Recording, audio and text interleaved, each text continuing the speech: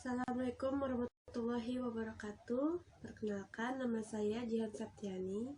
Di sini aku mengajak kalian semua belajar tentang virus spam. Kira-kira apa sih itu virus spam? Untuk lebih lanjutnya, kita lihat video salah satu ini. Hai, perkenalkan nama saya Adu Julius Konyanan dengan NIM 181011401237. Ya, di sini saya ingin menjelaskan sedikit tentang apa itu spam dan sejarah spam. Sebenarnya kata spam itu berasal dari singkatan, yaitu Sending and Posting Advertisement in Mass, yaitu salah satu ciri promosi yang dikirimkan secara massal. Pesan spam seringkali ditemukan dalam kontak masuk email, bahkan inbox pada ponsel kita. Biasanya pesan ini berisi konten iklan yang tidak kita inginkan. Motif utama dari spam adalah untuk mempromosikan sebuah produk atau layanan tertentu. Bahkan, Spamloss menunjukkan 36% dari seluruh pesan spam yang dikirim tiap harinya adalah sebuah iklan. Namun, terkadang pesan spam juga berisi dengan konten berbahaya seperti malware, virus, dan juga penipuan. Bahkan, spam juga bisa digunakan oleh hacker untuk mencuri data pribadi kita loh. Jika Anda sering mendapatkan pesan dari alamat email atau nomor yang tidak Anda kenal, itu berarti tandanya nomor atau alamat email Anda mempunyai resiko spam yang cukup besar. Tapi kenapa kira-kira Anda bisa mendapatkan pesan spam dan dari mana pengirim spam bisa mendapatkan email Anda? Terjadinya kebocoran data. Jika Anda pernah memasukkan nomor ponsel atau email pada suatu aplikasi di internet dan terjadi kebocoran pada platform tersebut, data Anda bisa dimanfaatkan oleh pihak yang tidak bertanggung jawab. Nomor dan email Anda ditemukan secara acak. Spammer juga bisa memasukkan nomor ponsel dan email Anda dengan menebak alamat email secara manual. Tidak semua aplikasi online bisa dipercaya. Platform yang tidak bertanggung jawab bisa menjual data Anda kepada spammer. Ada dua tipe spam dengan akibatnya masing-masing pada pengguna internet, yaitu yang pertama, Cancelable Usenet Spam merupakan message yang dikirimkan kepada 20 atau lebih.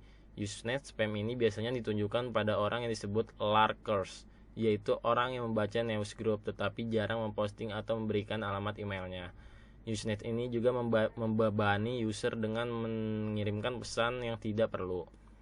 Tipe yang kedua yaitu email spam. Email spam yang kita sudah ketahui adalah pesan yang masuk ke kotak email atau secara tidak diundang. Jadi, Anda tidak tahu siapa pengirimnya. Anda juga tidak pernah berlangganan newsletter dari alamat email tersebut. Tetapi Anda mendapatkan email dari mereka. Bentuk lain dari email spam adalah mengirimkan pesan tersebut ke dalam suatu mailing list, baik publik maupun private. Kebanyakan mailing list membatasi aktivitas daripada penggunanya. Sejarah spam mulai muncul dari era komputer, tapi spam sudah muncul nyaris 1,5 abad yang lalu. Tahun 1864, sebuah telegram komersial menyebar. Asal-muasal istilah spam itu adalah serial komedi yang disiarkan BBC pada tahun 1970, dan setting komedi itu adalah gambaran memiliki kata spam pada menunya. Spam atau yang disebut dengan junk mail adalah email yang tidak diinginkan oleh pengguna fasilitas komputer dalam bentuk surat elektronik yang biasa kita sebut dengan email. Spammer mengambil keuntungan dari fakta ini dengan sering mengirimkan spam ke negara lain sehingga tidak membuat mereka bermasalah secara hukum. Ya, sekian info dari saya. Ya, penjelasan spam dari saya, kurang lebihnya mohon maaf. Untuk materi selanjutnya akan dibacakan oleh teman saya. Terima kasih. Hai, saya Raditya. Saya ingin menjelaskan sedikit hal tentang spam surat elektronik. Spam surat elektronik atau yang dapat dikenal sebagai surat elektronik massal yang tidak diminta, Unsolicited bulk email atau UB, junk mail atau surat elektronik yang tidak diminta, Unsolicited commercial email, yang dimana dalam praktik pengiriman pesan surat elektronik yang tidak diingini bersifat secara komersial dan masuk dalam jumlah hal yang besar. Spam di surat elektronik ini mulai menjadi masalah di mana ketika internet terbuka secara umum pada pertengahan tahun 1990-an. Pertumbuhan yang pesat dari tahun ke tahun hingga saat ini telah menghasilkan spam 80-85% dari seluruh elektronik di seluruh dunia. Lalu tekanan untuk membuat spam surat elektronik telah berhasil di beberapa negara hukum, di mana juga spammer mengambil keuntungan dari fakta ini dengan sering mengirim spam ke negara lain, sehingga tidak akan membuat mereka bermasalah secara hukum. Dalam perkembangannya, spam surat elektronik ini dikirim melalui jaringan zombie, jaringan virus yang terinfeksi ke perangkat komputer pribadi atau di kantor di seluruh dunia. Hal ini mempersulit upaya yang dimana berasal dari spammer. Munculnya banyak spam yang bukan dari spammer dikarenakan pembuat perangkat rusak, spammer dan penipu keuangan belajar satu sama lain, sehingga kemungkinan mereka membentuk berbagai jenis kerjasama. Sekian dari saya, terima kasih. Untuk itu yang selanjutnya ada spam pesan instan. Spam pesan instan itu memiliki banyak kekurangan dibandingkan surat elektronik lain. Tapi menurut laporan dari Faris Research, 500 juta spam pesan instan yang dikirim pada tahun 2003 jumlahnya naik 2 kali lipat dari tahun 2002. Untuk spam pesan instan ini cenderung tidak diblokir oleh firewall, sehingga saluran ini sangat berguna untuk para spammers. Dan selanjutnya itu ada Usenet, Newgroup, dan Forum. Spam Newgroup adalah jenis spam yang sasarannya adalah Usenet. Jenis spam ini sebenarnya merupakan sebuah spam yang sebelumnya, yaitu spam surat elektronik. Spam ini sering masuk secara berulang dan dengan substansi pesan yang sama. Spam forum adalah menciptakan pesan berupa iklan atau pesan robot secara otomatis. Nah, untuk selanjutnya telepon genggam. Spam telepon ini diarahkan pada layanan pesan teks di ponsel.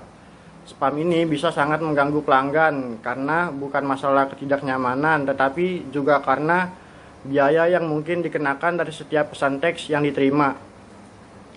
Kemudian ada permainan daring. Banyak permainan daring yang memungkinkan pemain untuk menghubungi satu sama lain melalui pesan, ruang diskusi, atau area diskusi publik. Syarat yang harus dipenuhi sebagai spam bervariasi dari setiap permainan. Tetapi biasanya istilah ini berlaku untuk semua bentuk pesan massal dan melanggar syarat kontrak jasa untuk situs web. Di sini menjelaskan tentang apa itu web search engine spam. Jadi web search engine spam ini adalah atau biasa disebut dengan spam dexing, yang singkatan dari spamming dan dexing. Spam ini bertujuan untuk menempatkan halaman-halaman dari situs spam pada mesin pencarian yang relevan sehingga mendapatkan traffic dari mesin pencari. Nah, spam di mesin pencari ini mengakibatkan munculnya daftar-daftar yang tidak berkaitan dengan posisi atas indeks yang dilakukan oleh seseorang yang tidak bertanggung jawab guna mendapatkan traffic gratis. Nah, dengan adanya dia dapat traffic gratis ini, Google selalu melakukan update dan pembaruan terhadap aplikasinya untuk menghindari dari website dan situs-situs spamming seperti ini. Selanjutnya spam non komersial. Nah, spam non komersial ini adalah spam yang bertujuan selain iklan, misalnya agama dan politik. Contohnya, spam yang menggunakan untuk politik adalah yaitu spam Usenet. Ya, spam Usenet ini untuk merevisionis sejarah. Spam Usenet ini biasa digunakan para penginjil untuk khotbah dan juga berceramah tentang agama.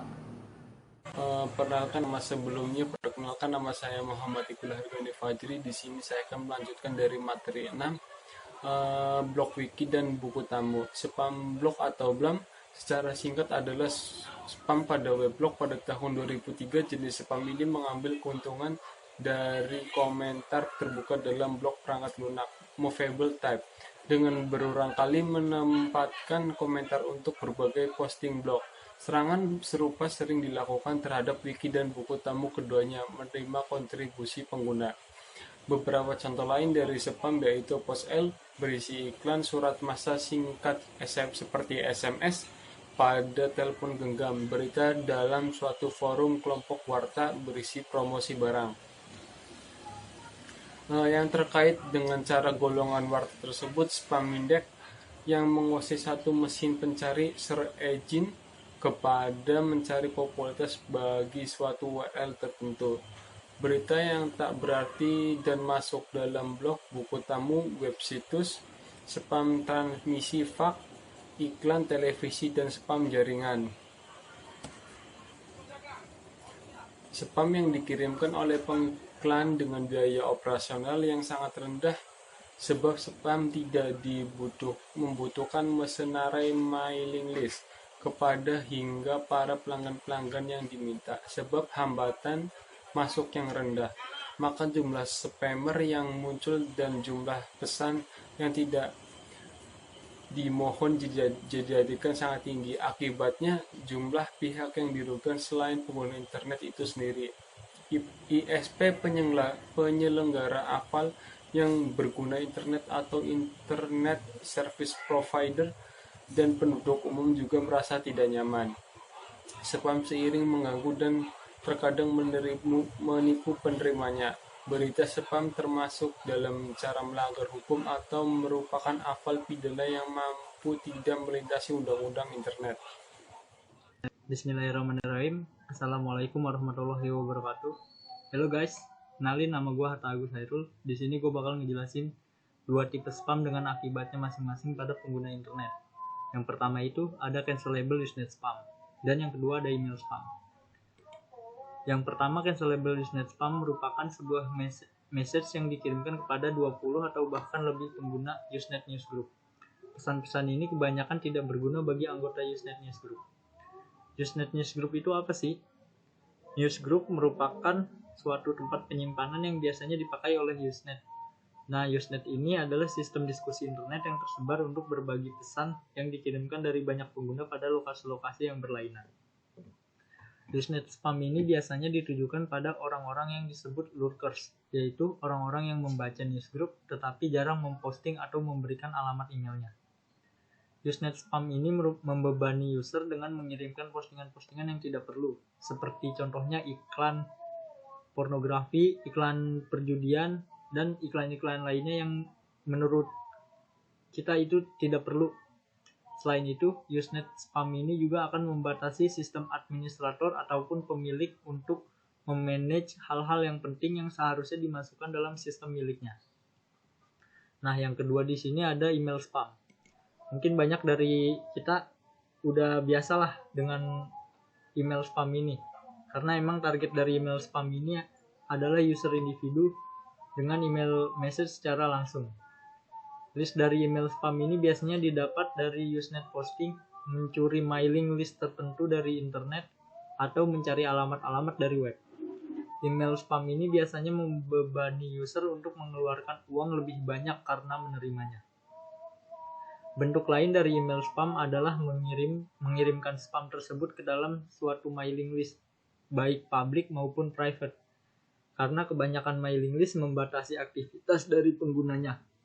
Spammers akan menggunakan tools otomatis untuk mensubscribe ke sebanyak-banyaknya mailing list, sehingga mereka bisa mendapatkan alamat sebanyak-banyaknya, ataupun dengan menggunakan list sebagai target langsung pengiriman spam. Di sini saya ada contoh email spam. Nah, pasti banyak dari teman-teman semua di emailnya masing-masing yang menerima email-email seperti ini. Ini merupakan email spam. Nah, kalau dibuka mungkin dia akan ada link yang menghubungkan ke suatu website atau semacamnya. Jangan sekali-kali Anda mengklik link ini agar email Anda tetap aman. Terima kasih. Sekian penjelasan dari saya. Wassalamualaikum warahmatullahi wabarakatuh.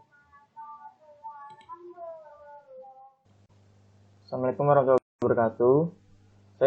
Saya Ilham Dinar Algani, NIM 18021400186, kelas 07 TPLP 012. Pembahasan dari tujuan spam. Apa sih itu tujuan spam? Tujuan spam itu berguna untuk marketing atau pemasaran yang dikaitkan dengan promosi. Nah,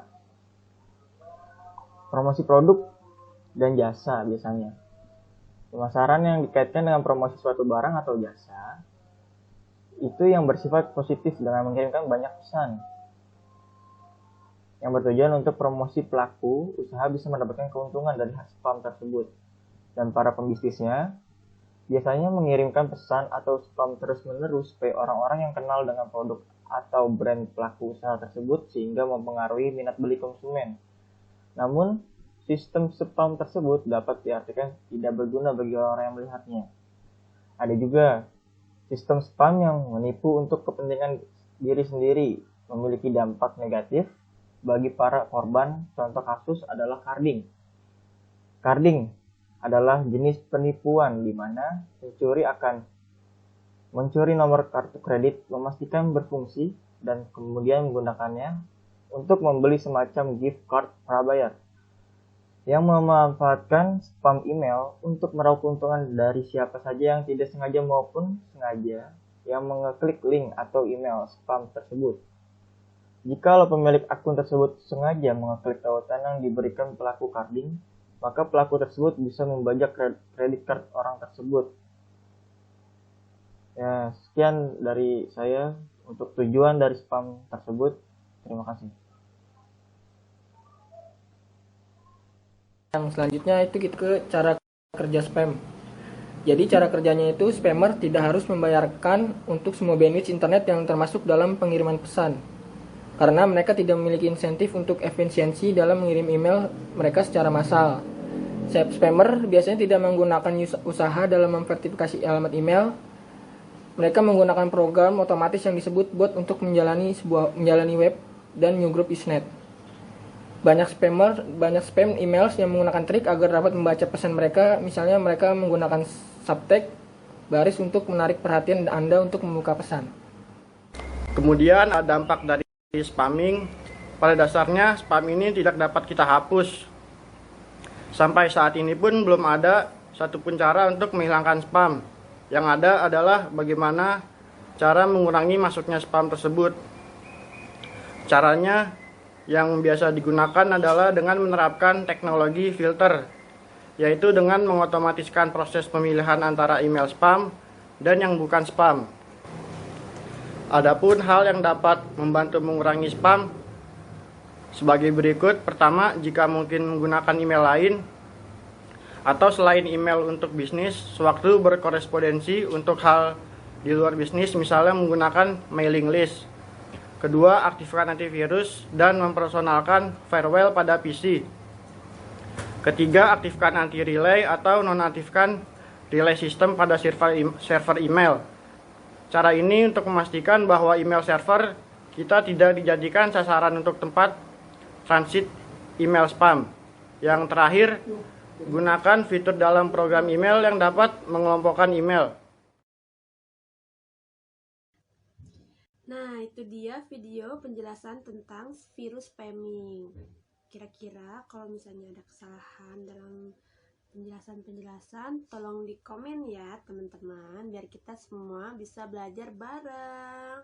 Jangan lupa like, komen, dan juga subscribe. Terima kasih telah menonton video ini. Wassalamualaikum warahmatullahi wabarakatuh.